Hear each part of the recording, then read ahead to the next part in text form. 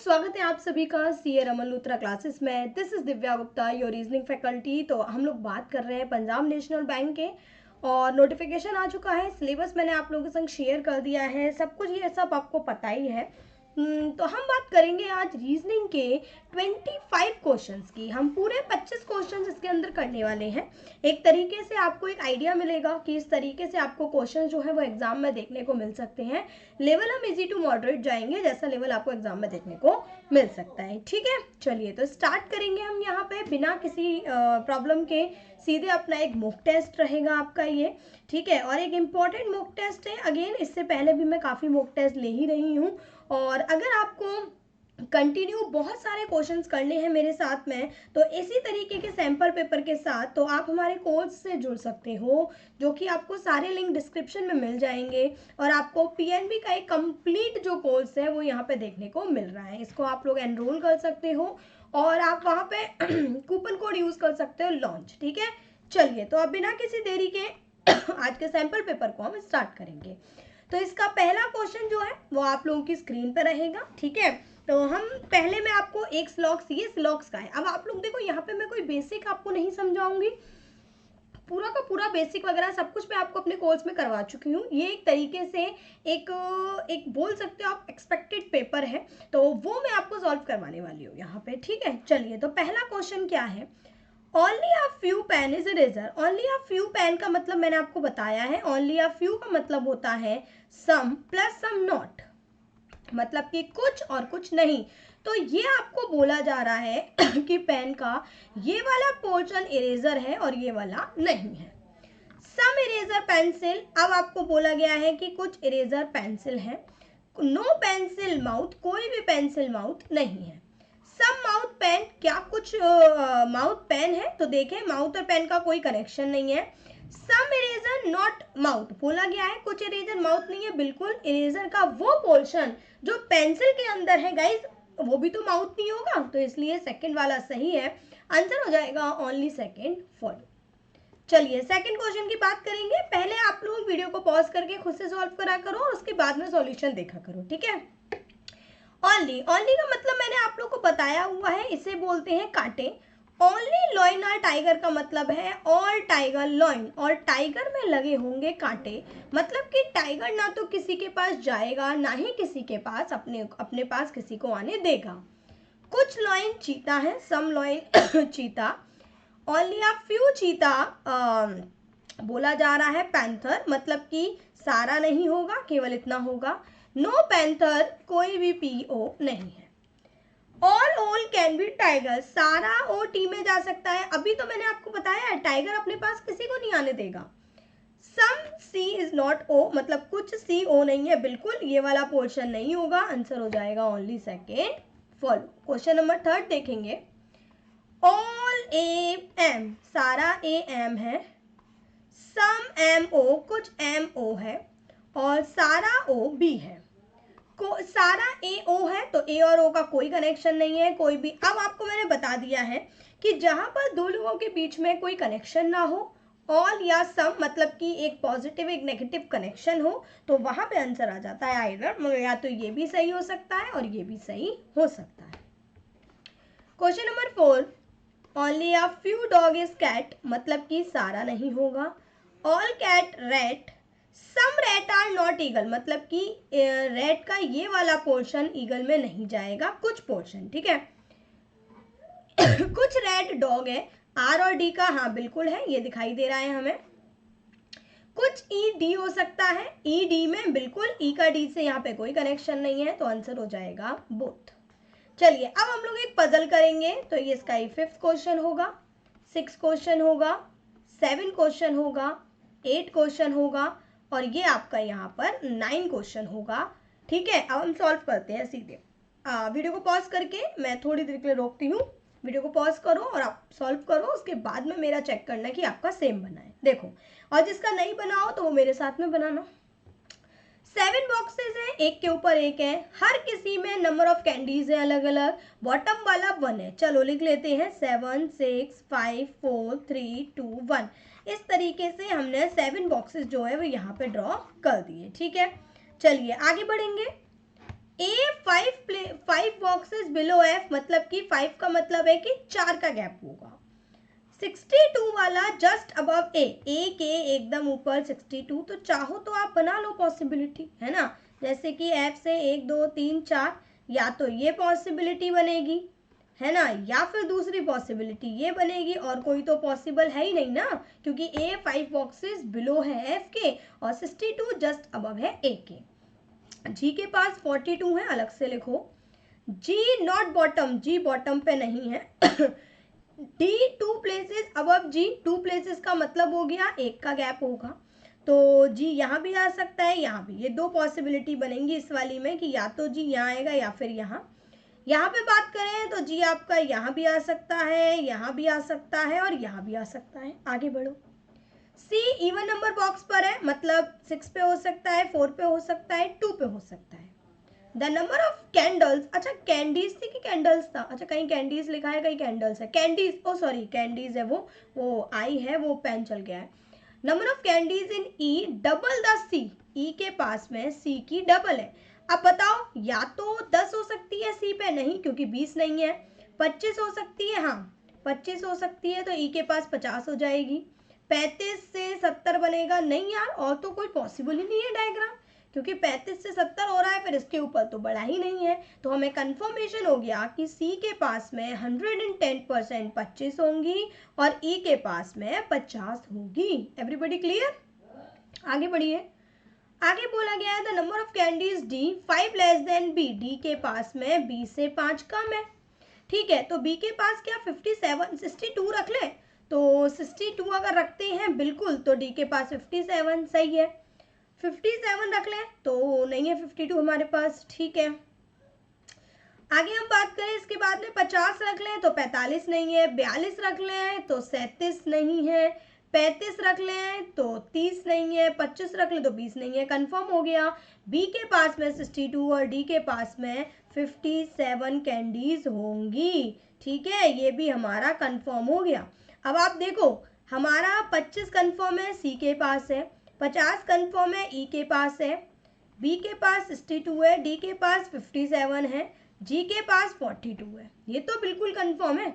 अब 62 के पास बी था, इसको कंफर्म कर दो। ठीक है एवरीवन, तो यहाँ पे आपका जी भी कंफर्म हो गया और डी भी, और डी के पास कितनी है 57, हमारा ये भी कंफर्म है। ठीक है भाई, आगे बढ़ेंगे। यहाँ भी जी नहीं आ सकता, ठीक है आगे बढ़ते हैं। The box which has 10 candies above 57, 57 के ऊपर 10 होगा।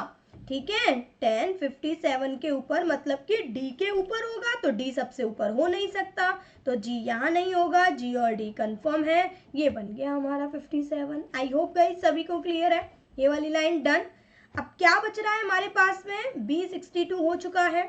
ठीक है, अब आपका जी 42 कर लो, ये भी कंफर्म है। अच्छा सी देखते हैं, सी 6 पे 4 पे 2 पे, पॉसिबिलिटी गलत, सी को कहाँ बनाओगे, 6 पे आ नहीं सकता, 4 पे कंफर्म हो गया, 25 हो गया। ठीक है, अब हमारे क्या पास क्या बचा, E50, ये भी कंफर्म, एफ के पास 10 बचेगा और एक बचा 35। आई होप गाइस सभी का सेम बना है, नहीं बना है तो कोशिश करो यार, डेफिनेटली आप कोर्स के संग में कोशिश करो, अच्छे से बना लोगे। ठीक है, क्वेश्चंस आप लोग कर ही लोगे। चलिए बात करेंगे अपने क्वेश्चन नंबर 10 की। देखो if the first and third digit from left hand of each element are added, पहली और तीसरी को अगर ऐड कर लें तो रिजल्टेंट सम जो कि 5 से डिविजिबल नहीं है, तो ये हो रहा है 5 डिविजिबल है, ये हो रहा है 9, हाँ एक ये है, ये हो रहा है 10 डिविजिबल है, ये हो रहा है 5 ये भी डिविजिबल है, और ये हो रहा है 15 तो ये भी डिविजिबल है, तो केवल एक है जो नहीं है 742। क्यों? आप चाहते तो यहीं पे आंसर टिक कर सकते थे ऑप्शंस को देख के। Next question number 11, if the first digit from left hand of each element is added with the place value of letter according to alphabetical series within each element, then the resultant sum of which element will be highest। मतलब कि हर किसी की पहली digit को उठाओ 3 और P की place value आपको मैंने बताया है OP, इस तरीके से याद रखो, है ना, मैंने बताया है C फिलोरेक्स, ऐसे कर लो 3 6 9 12 15, है ना, इस तरीके से आप कर सकते हो। तो O की 15 है तो P की 16 है। अब ओ के बाद में ओ पी क्यू मतलब 17 है, ये 7 है, ये 1 है और ये आपका आर, तो ओ पी क्यू आर मतलब 18 है। एस की आपको पता है T20 है तो ये 19 है, T20 है। ठीक है, अब आपको ये बताना है हाईएस्ट कौन सा होगा। ये हो रहा है 19, ठीक है, ये उससे ज़्यादा ही हो रहा है तो इसको तो हटा दो, ये भी 19 से हटा दो। ये 24 हो रहा है और 14, ये भी 24 हो रहा है, ये 28, बिल्कुल नहीं 28 सॉरी, हाँ 8 और ये 28, तो आंसर हो जाएगा आपका ये वाला। डन।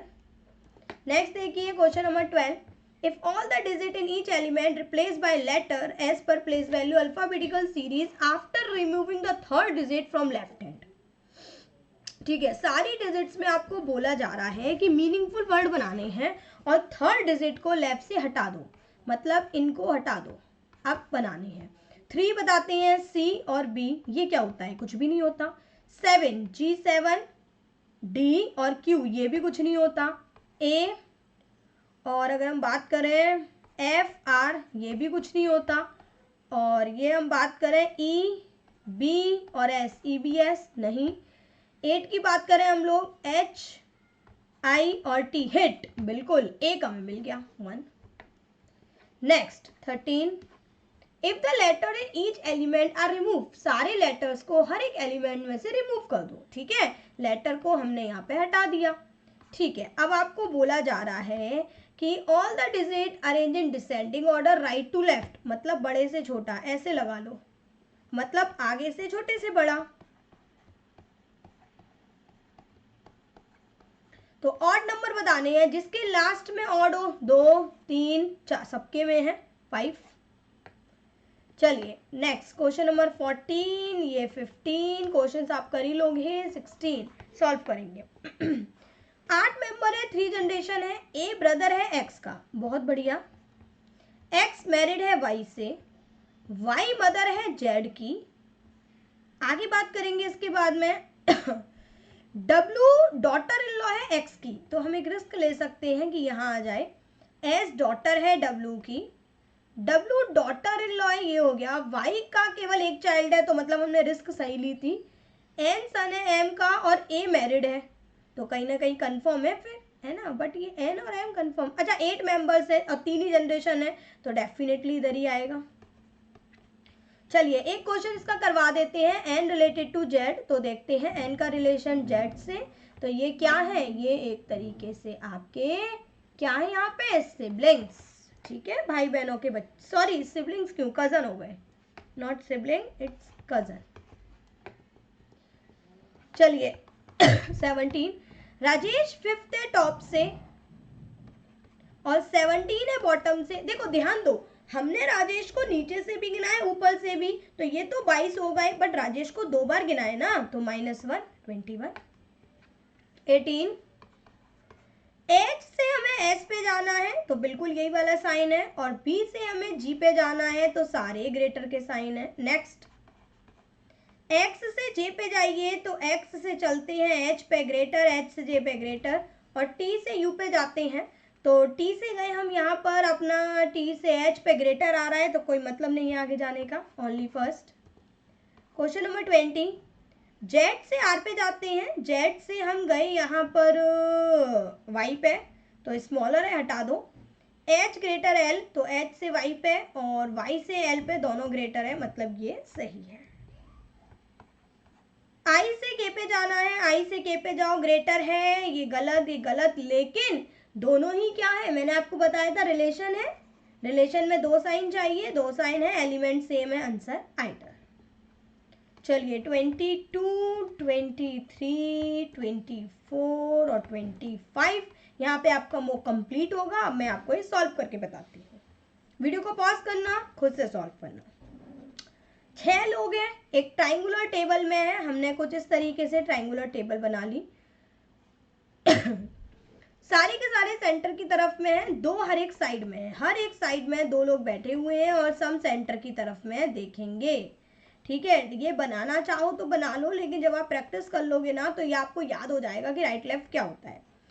एस डब्ल्यू के सेकेंड लेफ्ट में है, दोनों ही यू और एस सेम साइड में है, 1 person U and R, R और एस नेबर नहीं है। The number of person W and U same V and T when counted left of W और वी ना तो आर के बगल में है ना ही डब्ल्यू के बगल में है। चलो पॉसिबिलिटी लेते हैं। हमने बनाया यहाँ पे डब्ल्यू और एस को, ये हमने एक बार डब्ल्यू को यहाँ पे लिया और एक बार डब्ल्यू को यहाँ पे लिया और एक छोड़ के एस, ठीक है। अब एस और यू सेम पर है तो यू डिसाइड हो गया, बहुत बढ़िया। अब यू और आर के बीच में एक है, इधर भी आ सकता है इधर भी, यू से आर इधर भी आ सकता है और इधर भी, रुक जाते हैं। आर और एस बगल बगल में नहीं है तो फिर हमारा आर कंफर्म हो गया। वी ना तो आर के बगल में है ना, ना ही डब्ल्यू के, पॉसिबिलिटी गलत। अब बोला गया है कि यू बचेगा बस यार, है ना, अरे यू तो हो गया, सॉरी टी। अब जितने वी के लेफ्ट से टी पर है उतने डब्ल्यू के लेफ्ट में यू पर है, बिल्कुल सही है, क्लियर। चलिए गाइस, मैं उम्मीद करती हूँ कि आप लोगों को बहुत मज़ा आया होगा, ठीक है। बहुत बहुत शुक्रिया आप सभी का, थैंक यू सो मच। तो अगर आपने अभी तक कोर्स ज्वाइन नहीं किया है तो यार आई विश कि आप लोगों को, आई होप आप लोगों को, मैं आशा करती हूँ कि आप लोग करोगे, क्योंकि इसके थ्रू आपको जो फर्स्ट पेपर है उसमें बिल्कुल भी दिक्कत नहीं आने वाली है। आगे पूरा कंप्लीट सेकंड पेपर भी एक कंप्लीट फुल कोर्स आपको पीएनबी का मिलने वाला है, जिसमें आपको एक एक चीज़ विद सिलेबस, पूरा का पूरा सिलेबस, किस तरीके से आपको एक कट ऑफ क्लियर करनी है, सब मैंने बताया हुआ है, ठीक है। चलिए, सो फिलहाल अभी के लिए इतना ही। बहुत बहुत शुक्रिया, take care, have a very good day.